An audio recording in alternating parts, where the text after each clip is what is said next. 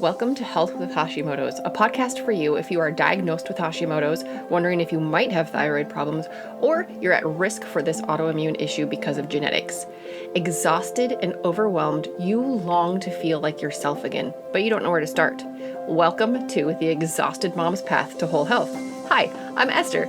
I am a registered nurse, and after 17 years in emergency departments around the country, I grew fed up by the system that only looks at symptoms and slaps short-term band-aids on problems instead of helping people truly discover how to reclaim their health. I went back to school for holistic health, and I am here to help you discover your next step on your journey to whole health.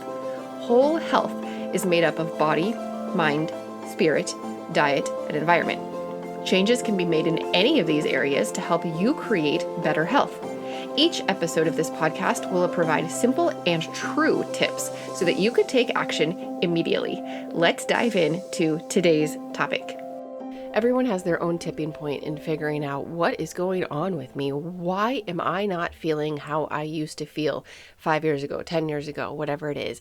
For a lot of women or people in general, it's their weight. We know from so many studies and research and just talking to women and men that people with Hashimoto's have excess body weight. They have metabolic disorders, and they have a reduced quality of life. And those three things come specifically from one research study that I read in preparation for today's episode, but it also comes from so many different sources. People with Hashimoto's or thyroid problems in general have a problem with their weight. Now, people with hypothyroid, low thyroid, they typically have too much weight. They tend into obesity and they're just overweight. People with hyperthyroid tend to be underweight. They just eat and eat. They can't keep weight on. So what is it about your thyroid that impacts your metabolism? Great question, and that's what we're going to talk about today. We're going to talk about metabolism, your thyroid, and Hashimoto's, and then answering the question, how can I lose weight? Everything I tell you today, you're going to realize that your thyroid is intricately connected to your metabolic and your metabolism overall. So if you've downloaded my Hashimoto's 101 guide, you know what the different parts of the thyroid and the hormones do. If you have not downloaded that, it's a free PDF. I tried to make it super accessible so that everybody can read it and understand what's going on with their body. Head over to healthwithhashimotos.com and you'll see it in the resources section. I talk about thyroid, the active form of thyroid, your T3, as kind of like the spark plug to let the cell work, to do what it's supposed to do. So when you think of the spark plug activating the cell, think of metabolism. Your thyroid hormone regulates your metabolic processes, including your overall metabolism, which we call in medicine your basal metabolic rate. Your thyroid hormone status correlates with both body weight and your energy levels. Your thyroid hormone is communicating with every single cell in your body. Your thyroid releases T4, that's the inactive form of thyroid. That is converted to T3, the active form, which your bodies use as a spark plug to start working. And that spark plug works on the mitochondria, which are the energy production parts of your cell. Everything is so linked together, but overall, we know that your thyroid is important for your metabolism. In episode 5, I talked about medications for your thyroid. Now, of course, always consult with your doctor, with your healthcare provider to figure out the right path for you. In episode 4, I talked about natural things you can do for your thyroid. In episode 5, we talked about medications. Work with your healthcare provider to figure out what is going to work for you.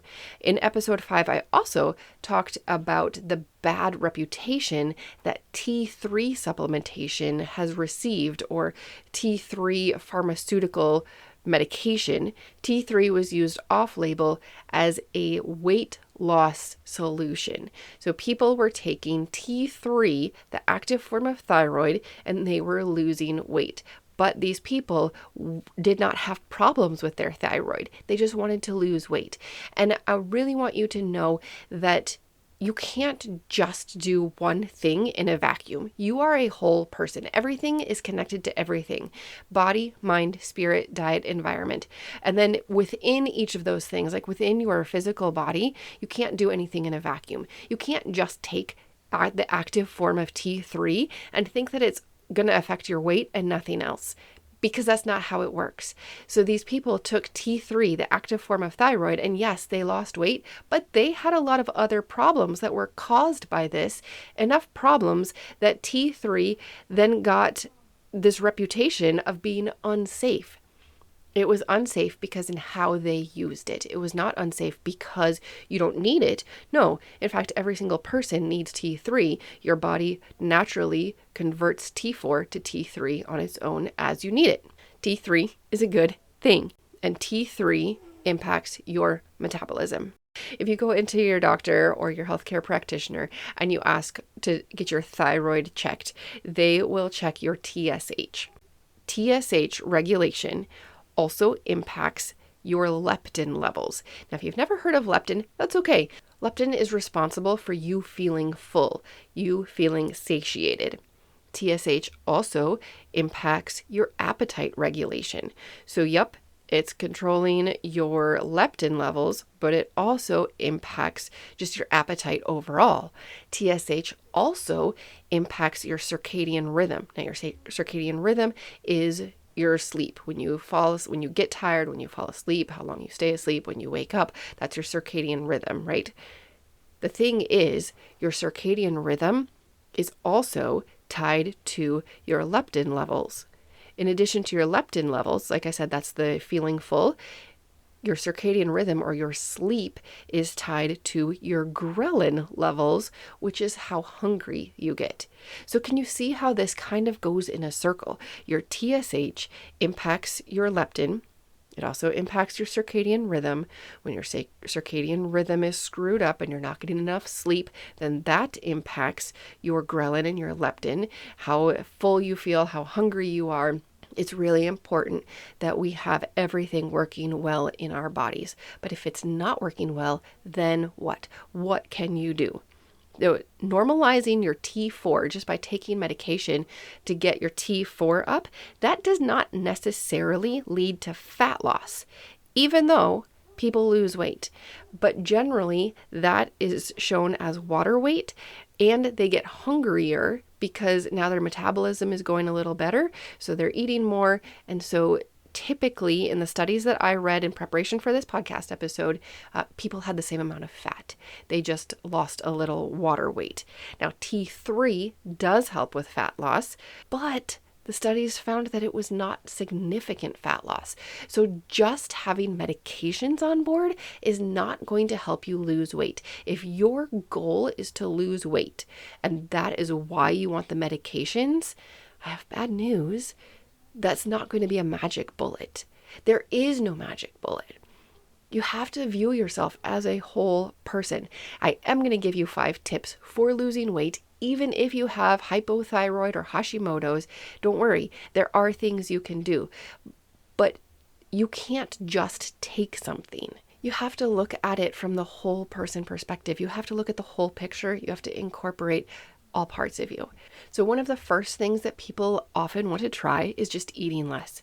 They think that, oh, I can do intermittent fasting. Intermittent fasting has been very popular over the last couple of years. I'm sure that if you haven't tried it yourself, a close friend has tried intermittent fasting, and it works really well for some people in regulating their blood sugar and in regulating their weight. In people who have Hashimoto's, this can backfire. So if you remember in episode 10, I was talking to you about your blood sugar regulation and how that impacts your thyroid health and your overall wellness. Well, when you have low blood sugar, it is a stressor on your body, and it is a stressor that seems to impact people with Hashimoto's a little bit more than others. Intermittent fasting is based around the premise that you're going to go for lengths of time, long lengths of time, without eating. In that long length of time, you're probably going to have low blood sugar. Make sure that if you try intermittent fasting, you really keep a log of how this is making you feel, what it's doing inside your body, everything that you can think of, because for a lot of people, you can't stress your body out that way by dropping your blood sugar and expect to get healthier. Some people can do it and some people can't. Always listen to your own body. You are the CEO of your own health. You have to look at all of the data. You have to look at the whole picture to figure out what's working for you. So don't think that you have to do intermittent fasting. There are other ways. So with that being said, let's dive into the 5 tips I have for you. Number 1, you're going to look at your diet. Yes, calorie restriction can be part of it, but also reducing sugar, taking it out.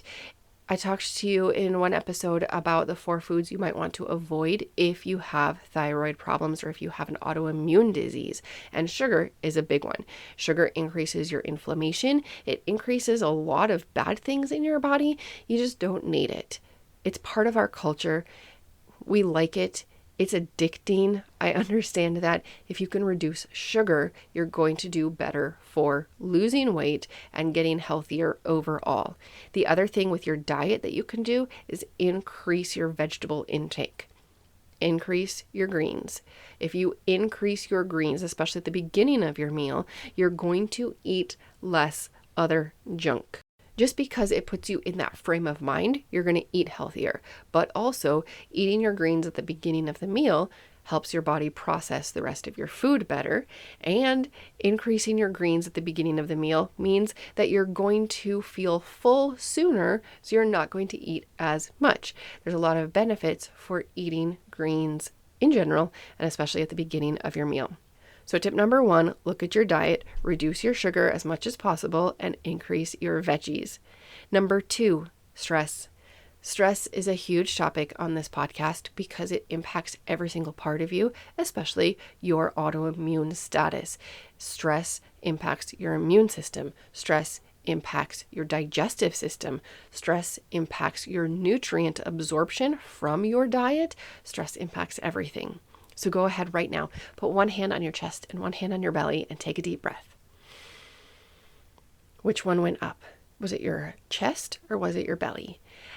If you've been listening to the rest of these podcast episodes, you know that diaphragmatic breathing from your belly, improves your stress. When you're breathing from your chest, you're sending a feedback loop to every cell in your body saying, we're under stress. Let's increase our stress. So breathe from your belly, diaphragmatic breaths. If you can take some diaphragmatic breaths before every single meal and before bed, doing that before your meals is going to help your body process the food better.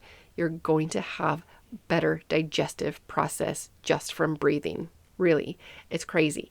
And then breathing diaphragmatically before sleep, before bed, will help you fall asleep faster and sleep better. I have more tips for you about reducing your stress in episodes both 7 and 8. Tip number 3, address your sleep. If you're trying to lose weight, you definitely want to look at your sleep. People who are short on sleep eat almost 400 more calories each day than people who are fully rested. So why do people eat more when they're tired? Well, we already talked about the physiological processes with your appetite and feeling hungrier and not feeling full. But also, when you are tired, you're looking for energy. And when you're looking for energy, one of the places that you get your energy is from food. So people go to food, especially sugary foods, for a quick energy fix. So make sure that you're focusing on sleep. It is a priority if you want to get to a healthy weight. You can sign up for my free 5-day jumpstart to refreshing sleep and rest if you need some more help with sleep. I also have a podcast episode about sleep and about sleep as a trigger for autoimmune conditions. I have that coming up. So tip number 1, we talked about diet. The second thing you can do, work on stress. The third thing, sleep. I had 2 more for you. Number 4, regular moderate exercise. Now, I'm not saying just regular exercise because strenuous exercise is a physical stressor. And we've already talked about stress on this episode and others. If you increase your stress, it can worsen your immune function. Moderate exercise is key. And you want regular moderate exercise. Make sure that you're getting out every day for a walk. Set a step count goal for the day and then work hard to get that. Whenever you can throughout the day, get up and get moving, and that will help your metabolism. Thyroid impacts your metabolism directly, but there are other things that impact your metabolism as well. Things like your muscle mass. So when you're exercising, make sure that you're also working on your strength. Make sure that you're working on your core and working with weights or resistance so that you can build up your muscles, because those will impact your metabolism as well. You are not a victim to anything. You get to see what's going on in your body and then work with it. Everything is an opportunity for you to adjust course. You're not a victim to your thyroid. You're not a victim to an autoimmune condition. You get to see, yep, that's a thing going on. And now here's how I get to adjust course based on what I know. So regular, moderate exercise, including strength work. And then number 5, make sure that you're activating your body appropriately, not exercise, but activating your pathways within your body. I've talked about the NRF2 pathway and the NRF1 pathway. Now, those are pathways in your body that NRF2 produces your own antioxidants. It reduces oxidative stress. Oxidative stress is like pollution within our bodies, and it attacks each cell. So we want to reduce that. NRF1 works on healthy mitochondria. It supports your mitochondria. However, you can't just support the mitochondria without also supporting oxidative stress. If you just do NRF1, that cellular metabolism, you're going to increase that pollution within your cells because the mitochondria are working harder. And then that pollution, of course, causes problems. So you want to make sure that you're activating both of those pathways together so that you don't do one thing to improve yourself and then at the expense of another. I already talked about how you can't do anything in a vacuum. The company that makes the NRF2 activator and the NRF1 activator that I use also makes a product called Fat Burn. They put all 3 of these together in what's called a Metabolism Essentials stack so you can save money.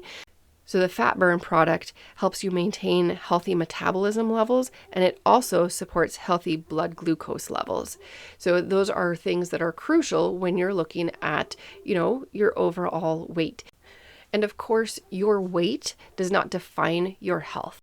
In our culture, we grew up with that image, with that message all the time that your weight was your health. Well, it's not true. You are you no matter what you look like in the mirror, no matter what you feel like. You are you. And you can be healthy at a smaller weight. You can be healthy at a larger weight. However, when you have a lot of belly fat or when your BMI increases, we know that that increases a lot of your health risks. So don't lose weight just because you want to look better, because when you look better, then you'll be magically healthier. No, you work on your health, and one aspect of health is your weight. And when you work on your weight, you've got to look at metabolism. So to recap everything that I have talked about, your thyroid hormone regulates your metabolic processes, including your overall metabolism.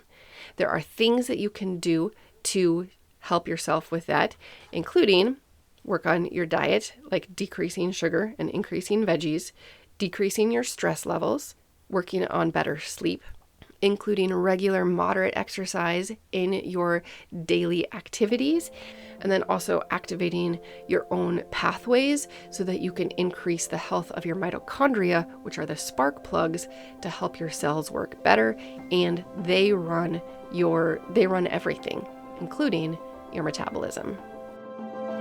This podcast is for informational and educational purposes only. Please be sure to discuss any concerns and plans with your trusted healthcare professional.